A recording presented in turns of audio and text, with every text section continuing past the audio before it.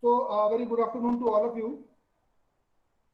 Today, I discuss a very important topic that is the lipid, which I earlier also discussed. And in our previous lecture, we do have completed the introductory part of the lipid, and we also discussed some of its characteristics in our earlier classes. But today I will move on further and we do discuss the various important characteristic of the lipids and its role in maintaining the normal physiology of the human body. So before moving further, I do here discuss again uh, a brief regarding the introductory part of the lipid, and as per a general definition, the lipid is nothing but a biomolecule or a biological molecule. And the very typical characteristic which is present with the lipid is it is either waxy, it is either oily, or it is having a greasy like nature. So this is a very typical characteristic which is generally present with the lipid. And as I said, that lipid is a biological molecule. So what does it mean or what it depicts? It depicts that lipid is generally present in plants and also in animals, as well as the lipid can be extracted from them also. So what I mean here to say that lipid is a biomolecule or lipid is a biological molecule or lipid is a biological in origin. The mean here is that the lipid can be obtained from all these two sources which are well itself are biological in origin, the plants as well as the animal. So the lipid is itself gets synthesized within a biosystem, and also although it is a biomolecule do present in the biological system, but certain lipids are can be well synthesized in a lab also. So this is a brief regarding a very brief definition regarding the lipid. And once we look into its characteristic, the lipid is very unique in its characteristic or in its feature. So I here discussed the two very important characteristic feature of the lipid. Is the very first one, the lipid is heterogeneous in its nature. The very first one, the lipid is heterogeneous in its nature. So this is the one characteristic of lipid. The another characteristic of the lipid is it itself consists of wide variety of chemicals or wide variety of organic entities or the molecule. So these two are one of the most well established and the known characteristic of the lipid. So let us discuss one by one what are ultimately these two renowned characteristics of the lipids are, or why I am saying that lipid is heterogeneous in the nature. The very first thing, the lipid is heterogeneous in the nature, and the another thing which I am stating here is that the lipid consists of a very wide variety of organic entities or the chemical entities or molecules. So what my mean here to say that lipid is consists of or it is a heterogeneous in composition is that the lipid, once we look into the structure of any lipid or when we look into the structural composition of the lipid, we ultimately came across that the lipid is made up of numerous elements and it is not made up of any single element. So beside, although the lipid do contains the carbon, as it is an organic entity, it do contain a carbon, but beside this carbon, the lipid also contains the hydrogen as well as the oxygen. So once we look into the elemental composition of the lipid, we do came across, or we do ultimately we know that lipids consist of different elements in a different proportion. And this makes the lipid as a heterogeneous molecule. Because why I'm saying that lipid is a heterogeneous molecule, or it is a heterogeneous entity, this is because the lipid itself contains certain heteroatom along with the carbon. It do contains, although the lipid do contains the carbon, but beside carbon or in addition to carbon, the lipid do also contains the heteroatom, for an example oxygen and the hydrogen. So this ultimately makes the lipid as a heterogeneous in the nature. Now, second thing which I here stated, that lipid consists of a very wide variety of structural structural pattern or wide variety of molecule. So this ultimately means once we move further, or once we as we will move further in our lecture, we do know that lipid itself a class, lipid itself is a very broad class, and it do contains the numerous molecules which are differs themselves in a broad range of structures. And uh, some of the examples which I will quoted in the lipids, you may be very much maybe or may not be familiar with it, but all these particular examples which I will quote it further, or which ultimately we will study further, will be are ultimately be quoted under the lipid.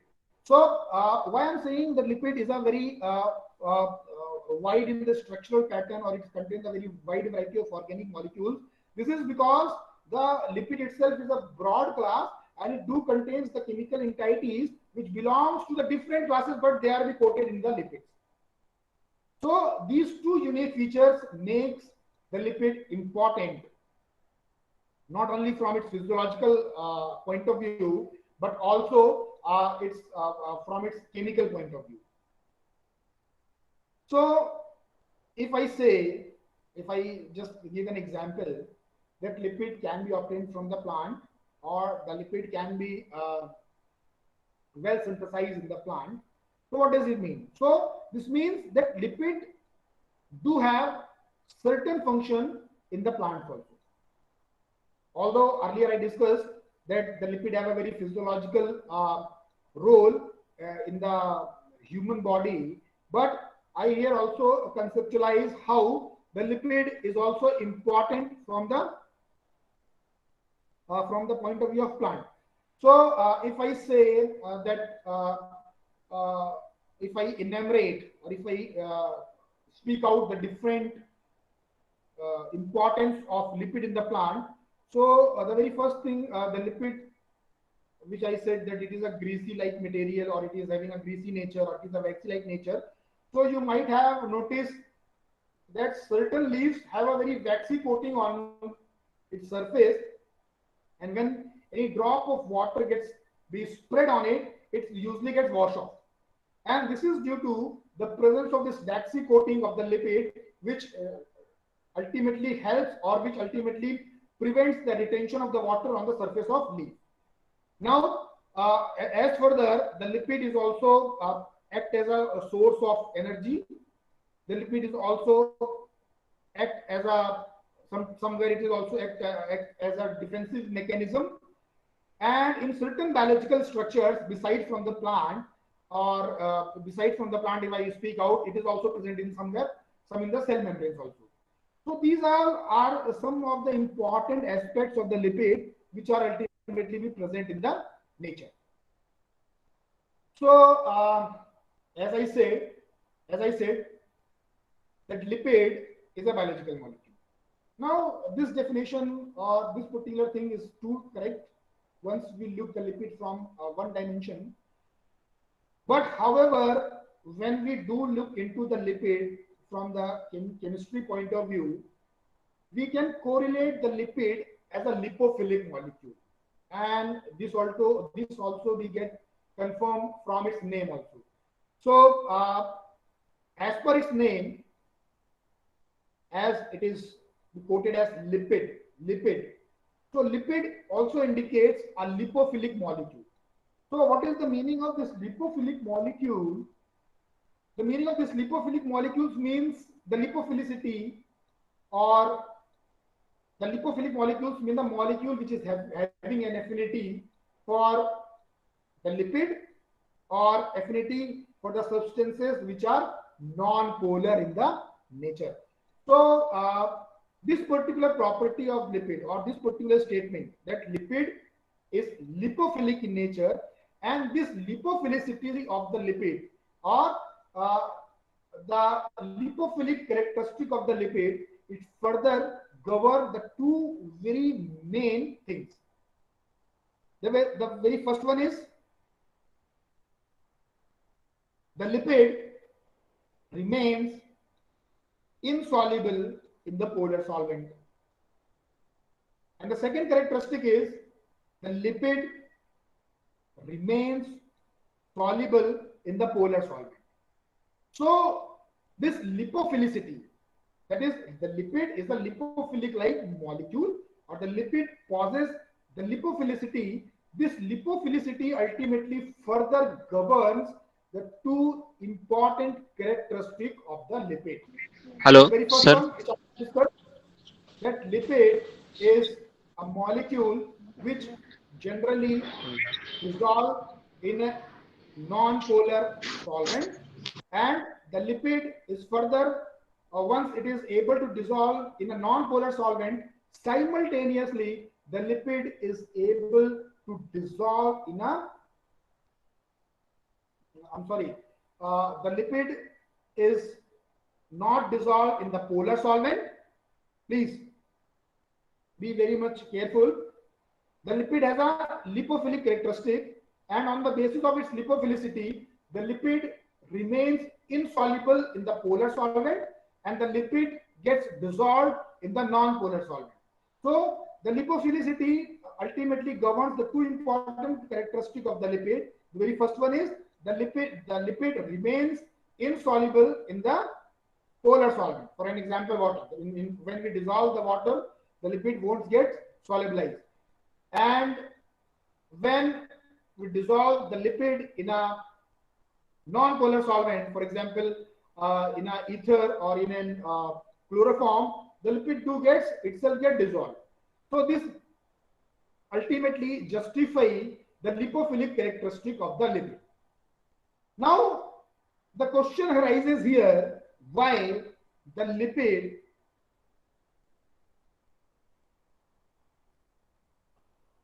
why the lipid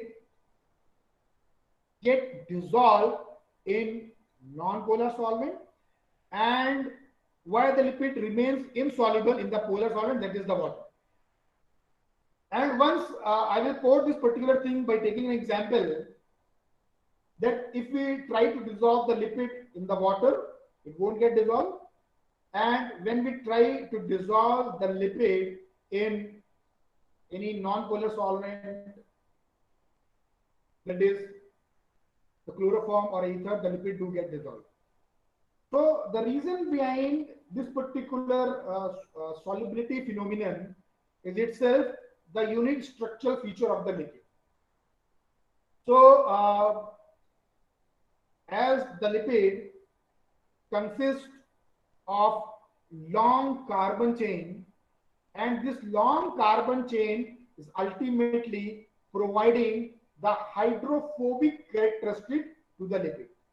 So this is a particular reason, or this is the basic reason why the lipid remains insoluble in the water, or it remains insoluble in the polar solvent. So the reason behind it the structure of the lipid which ultimately it is having. So when you will look into any example of the lipid, or when you will look into the structure of any specific lipid, you will just note down there that the lipid molecule consists of a long carbon chain, and the long carbon chain is providing the hydrophobic characteristic to the lipid. And as the number of carbon atoms in the chain gets increases, the hydrophobic character of that particular lipid get increases, and simultaneously the hydrophilic characteristic is also gets reduces. So because of this long carbon chain, the lipid molecule is ultimately be able to get dissolved in the non-polar solvent, and it is unable to get dissolved in the polar solvent. So the thing which the concept which I discuss right now here in case of lipid, this is also a very basic platform when we have to rule out or when we have to study the solubility of any chemical compound.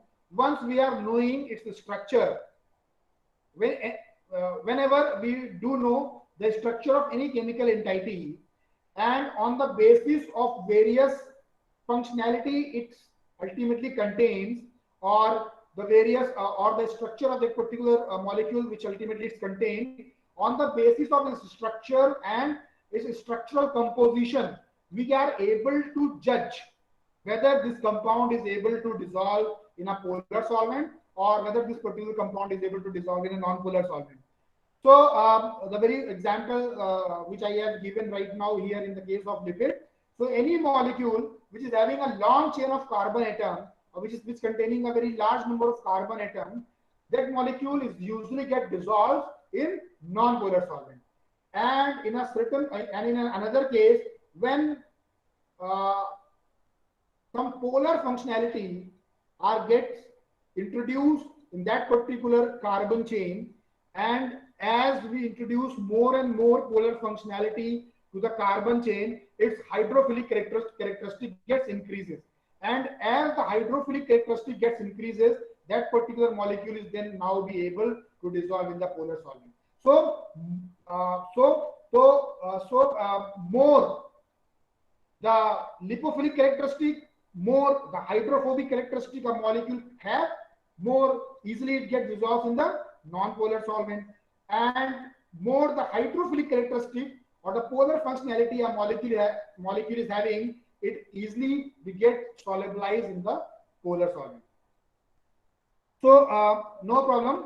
We will ultimately do further look into the lipids. This is just a basic conceptualization to know how or why the lipid is ultimately will get dissolved in the non-polar solvent, and why the lipid is unable to dissolve in the polar solvent. So this is its solubility or its solubility difference in polar and the non-polar solvent is due to its structural pattern and due to the presence of large number of carbon atom in its core structure. So accordingly, the lipid, as it is a very important biomolecule, a lipid is further is classified on the basis of various dimensions, and these dimensions categorize as well as differentiate one lipid molecule from another one. So the three dimensions or the three basic categorization or the classification in which the lipid molecule is differentiated is, the very first one is a lipid can be in a very typical manner or in a very broad sense, a lipid can be categorized as simple lipid or complex lipid, and third is the derived lipid. So a very broad classification of lipid can be done as simple lipid, then complex lipid, and then derived lipid. So these are the three broad classification of the lipid. However, beside this class, the lipid can also be categorized in two another ways also. The two ways are the two further classification of the lipid includes the classification of lipid on the basis of its structure or the chemistry. And the third classification is the classification of the lipid on the basis of its saponification. So these are the three classifications in which a lipid molecule can be categorized. Very broadly, a lipid can be categorized as simple lipid, complex lipid, and derived lipid. This is the first classification, or a first class. This is the very broad classification of the lipid, or a typical classification of the lipid, or a general classification of the lipid.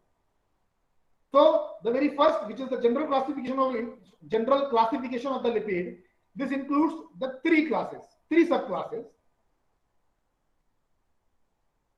simple lipids, complex lipid, and the derived lipid. This comes under the general classification or the broad classification of the lipid. This is the first class. The second class is classification of lipid on the basis of its chemical structure, or on the basis of the primary functionality it ultimately bears. So here also the lipid can be sub-classified as the lipid which is containing ester-like linkage and the lipid which is devoid of ester-like linkage. This is the second class, classification on the basis of its chemical characteristic or the chemical linkage. So the lipid may contain a ester-like linkage or it may devoid of ester-like linkage. This is the second category. The third classification of lipid can be done on the basis of its saponification, how a lipid ultimately behaves while saponification. So here, on the basis of saponification, a lipid is characterized, or the lipid is classified or sub-categorized as saponifiable or saponized lipid, or non-saponifiable or non-saponized lipids. So these are the three classes of lipids in which we can categorize or classify the lipid accordingly. I do discuss each and every class of the lipid in my upcoming lectures. So let us we further move, but before moving further, I do discuss a very brief regarding this classification. The broad classification of the lipid I will discuss in my upcoming lectures or in my further lecture, but a brief I do give a very brief regarding the classification which I right now discuss. On the basis of general classification or in a broad classification sense, a lipid can be classified as a simple lipid. Simple lipids means the lipid which contains esters of fatty acid along with alcohol. These are the simple lipids. Simple lipids means these are the molecules which contains the esters of fatty acids along with alcohol. For example, fat and waxes. Then complex lipid. The complex lipid are those lipids which do contain esters of fatty acid along with certain additional functionality with alcohol. For an example, in complex lipid is the glycolipid, phospholipid, etc. Now the derived lipid. So here the derived lipids are the sterols, etc. are ultimately be included in the derived lipid. Then classification of lipid on the basis of its saponification. We have categorized the lipid on the basis of its saponification as the lipids which are able to saponify and the lipids which are unable to, are not able to saponify. That is the saponifiable lipids and the non-saponifiable lipids. So here all the lipids which contains the ester linkage, all the lipids which contains the ester linkage are categorized as saponifiable lipids, and all the lipids which lacks any ester linkage within their core structure, these lipids are ultimately be categorized as non-saponifiable lipid or non-saponified lipid. So this you can see here like right now that this saponification as well as the non-saponification classification of the lipid it's well is itself depends upon the structural characteristic of the lipid. So all the simple and complex lipids are saponifiable. All the simple and the complex lipids are saponifiable. So I do state it right now that these simple and the complex lipids do contains ester linkage along with alcohol in case of simple lipid, and along with certain additional functionality along with this ester as well as alcohol in the complex lipid. So all the simple as well as the complex lipids are ultimately be categorized or they are classified under the saponifiable lipids. And the lipid molecule which are unable to undergo any saponification are ultimately known as non-saponifiable lipids, and all the lipid molecule which lacks the ester linkage are ultimately be characterized as non-saponifying or non-saponifiable lipids. So for example, the steroids which do come under the lipid are ultimately be categorized as non-saponifiable lipids. Also these esters are also be categorized as derived lipid.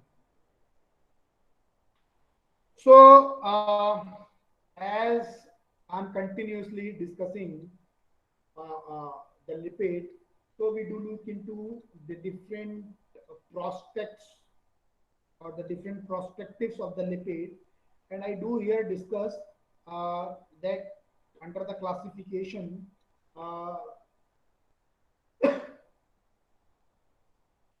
that lipid contains the simple or the complex lipid or the saponifiable or the non-saponifiable wherever applicable. I do here discuss that the simple lipids contains the ester of fatty acid along with alcohol, and in complex lipid there also the ester of fatty acid with additional functionalities present along with the alcohol. Also in the saponifiable lipids, I do stated that the saponifiable lipids are containing the ester linkages of the fatty acid. So it is very important here to discuss what the fatty acid is, and I do discuss here.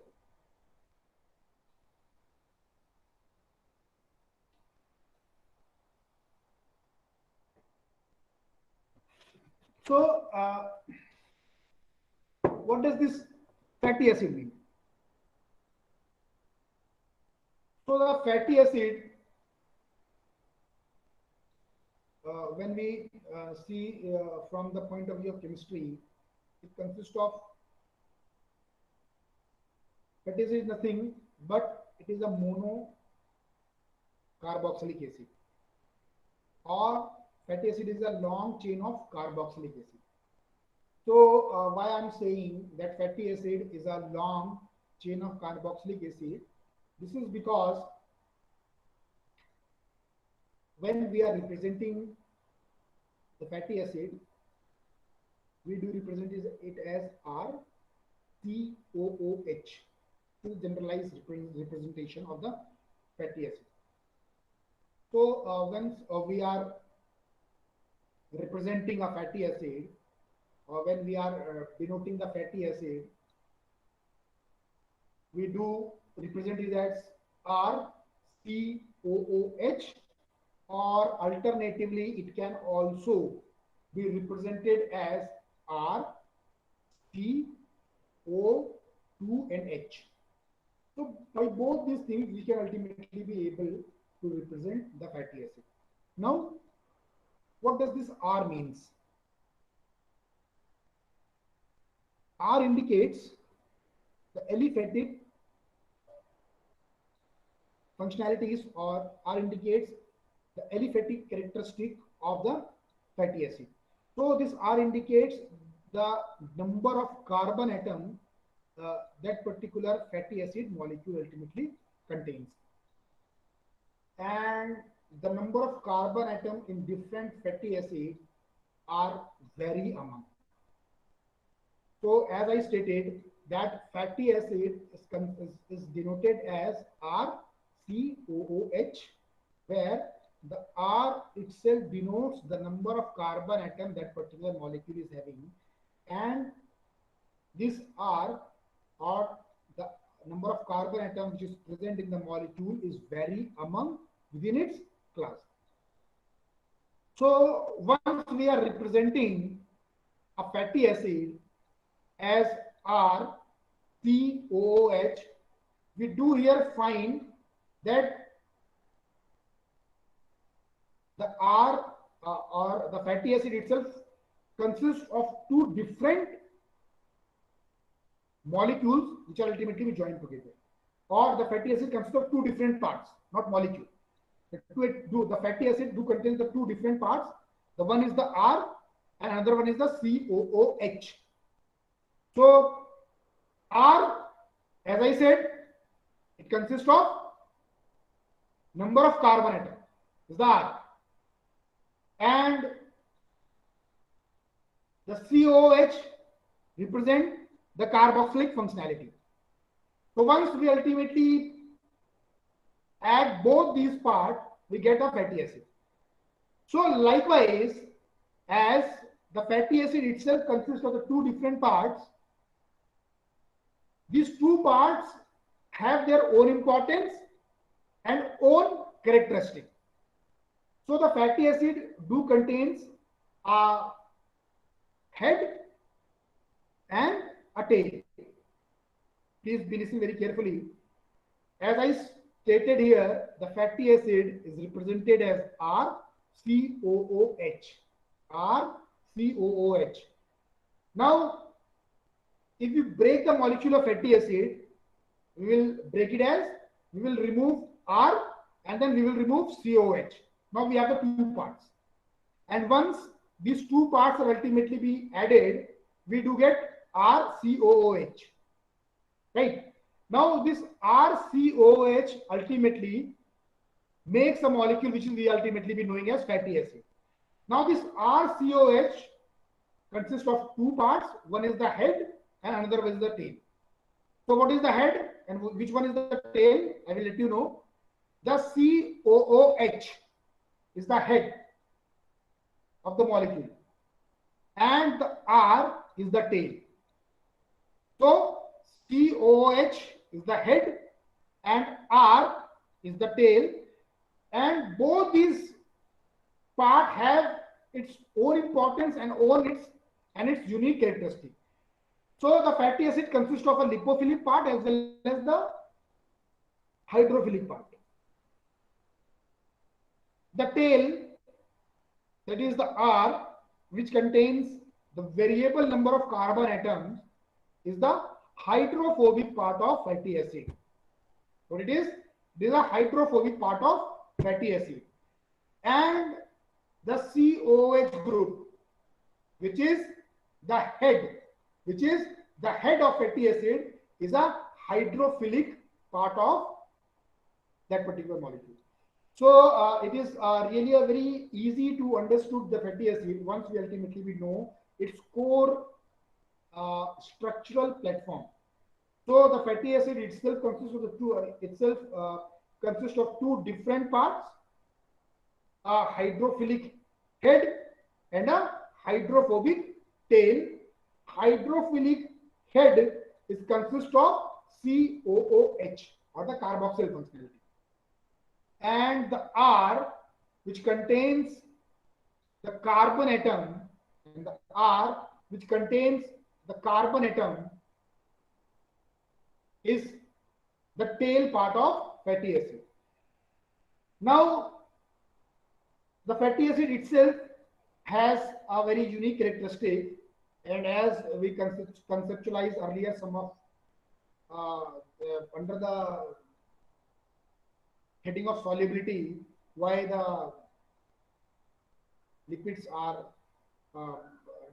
dissolves in the non-polar solvent and they are unable to dissolve in the polar solvent, and likewise here in also in the case of fatty acid, as the number of tail carbon atom gets increases, as we are increasing the number of tail carbon atom and more carbon atoms get added into the tail of fatty acid, they ultimately confers or they ultimately gives the hydrophobic characteristic to the fatty acid, and hence the fatty acid is unable to be get dissolved in the polar solvent.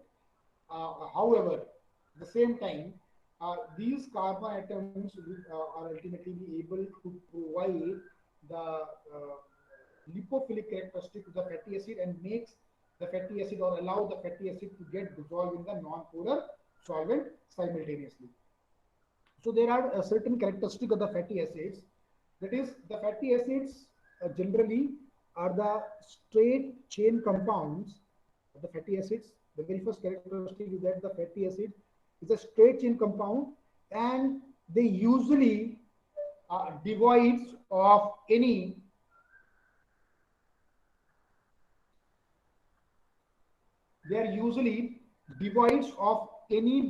branching in their structure. So this is the very first characteristic of the fatty acid, which I am discussing, the R, that fatty acid consists of R tail. So this R tail in the fatty acid, or the carbon atom which ultimately makes up the fatty acid, are ultimately of, they form the straight chain and they are get in direct contact with the head, that is the COH, and hardly these carbon atoms are ultimately we get branched. So the number of carbon atoms which are present in the fatty acid are vary from 10 to 20 carbon atoms. These are the variable carbon atoms are present in the fatty acid, and usually the fatty acids contain the even number of carbon atoms. Generally, a fatty acid do contains the even number of carbon atoms. Also, the chain which is formed in the fatty acid, it may or it may not contains the double bond. So this is a very important thing which we have to know, that whatever the carbon atoms which are forming a chain in the fatty acid, a straight chain in the fatty acid, these carbon atoms may contains a double bond or they may not contains a double bond. So the fatty acids which contains double bond in their structure is called unsaturated fatty acid. The fatty acid which contains double bond in their structure is known as unsaturated fatty acid, and the fatty acid which lacks any double bond in their structure is known as saturated fatty acid. So generally on the basis of number of double bonds which are present in the fatty acid, a fatty acid may contains a single double bond in its structure, or a fatty acid may contains multiple double bond in its structure, that is more than one double bond in its structure. So once a fatty acid contains a single double bond in its structure or in its core structure, such fatty acid is known as mono unsaturated fatty acid. The fatty acid which contains a single double bond in its structure. It is known as mono unsaturated fatty acid. And the fatty acid which contains multiple double bonds in its structure, it is known as polyunsaturated fatty acid. So accordingly, the how many double bonds are present in the fatty acid? A fatty acid can be a monounsaturated fatty acid or a polyunsaturated fatty acid. The one very important thing which has to be noted, that the fatty acid or the presence of this double bond in the chain of fatty acid is ultimately be responsible, or the fatty acid is generally, due to the presence of such double bond, they have a predominant cis configuration in its structure. Now, what is the role of this cis bonding or cis configuration in the fatty acid?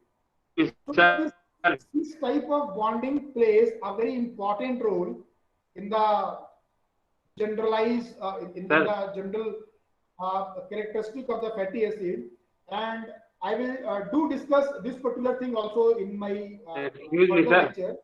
But I ultimately here wants to just give a very brief. I just here want to give a very brief discussion right now here, that the fatty acid, this cis-like configuration in the presence of fatty acid, which ultimately gives the fatty acid inflexibility or rigid-like structure, and this ultimately makes the difficult for a fatty acid to be get itself to be packed tightly. So I do discuss these things also in my further lecture. However, as the time is still continuously moving on, and my lecture time is also gets over, so I will do discuss all these things in my in an elaborated form, and I further discuss the chemistry of the fatty acid in my next lecture. If anyhow anyone if anyone is having any problem in my this particular delivered lecture, you can please do let me know by the Google Classroom, or you can do let me know whatever the query you are having right now to my by sending an email. I do help you with your all your queries. And thank you.